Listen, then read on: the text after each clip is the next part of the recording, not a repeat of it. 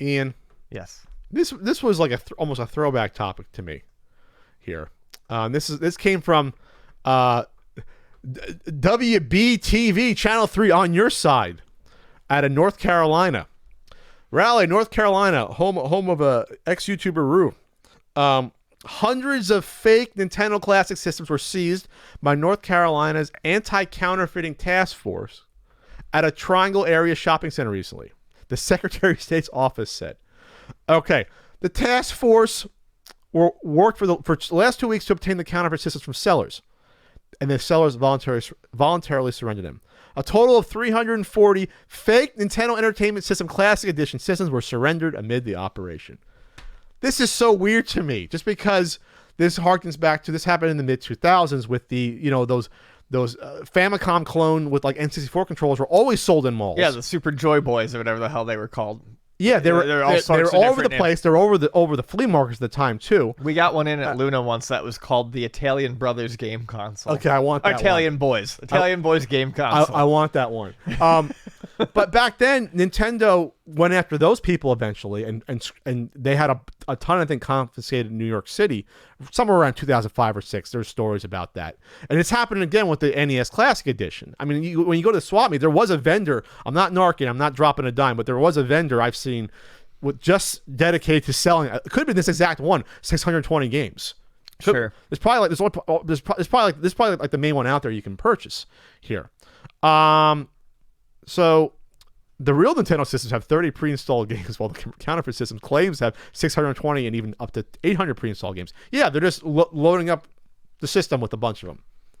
They're basically hacked systems. And these usually have the crappier AV to HDMI output. It's not a clean HDMI output. Right. Yeah. I mean, I've seen people bring these in before and try to sell them at Luna, and I'm like, no, I can't take this in. I'm sorry. I think they're just careful not to put the Nintendo logo on the front of them or whatever on the actual system, but it's the same shell. It's a printed case. Well, maybe not 3D printed, but it's a Nintendo manufactured case. It's 2 knockoff controllers. They load. I've seen them with up to 800 games. And yeah, I always feel like the people who are selling these things at malls, because when they know they're counterfeit. They got to know they're counterfeit, but I feel like that's a huge risk to do that, especially in this day and age. Like this day and age, you were mentioning malls. Grow in the late 2000s, early 2000s. You'd see these all the time, little mall kiosks, and they would just have tons of these plug-in play consoles. The wooden fucking carts they had. And you'd have one person standing out there, and I always wondered how they were able to sell there, but because they went under the radar. Exactly. 15 years ago, it was harder to report them. Now, plus back then, retro games wasn't a thing. It was like, what the hell is this? Yeah, people saw it and probably didn't. I mean, the first thing people saw, they thought that wasn't. Yeah, they probably didn't think, oh, this has got to be a bootleg. No, they were just like, oh, Mario Brothers. But I think, now people know more about it. They're more savvy about it. They understand these laws, and I can't imagine a place trying to do this. A person trying to do this in a mall in this day and age. Being successful with it. I don't know. I guess who says? I guess they probably figure there's this anti-counterfeit task force that's going after not just this. Obviously, they're going after probably counterfeit Gucci bags and things like that. Right. And they must know this is fake. But I wonder if they get pressure from someone like Nintendo. I don't think Nintendo would probably care about this that much. I don't know. I'm speaking out of turn. What's weird though here is that the estimated retail value was $800,000. Only 340 systems. Pat math doesn't work out with that. 800,000 divided by 340 means each one of those would be retailing for $2,352. Doesn't make any sense to me. Did I do that Pat math right? These don't retail for more than the NES Classic was 60, right? These you can't get more than like $40 for these pieces of crap knockoffs, can you?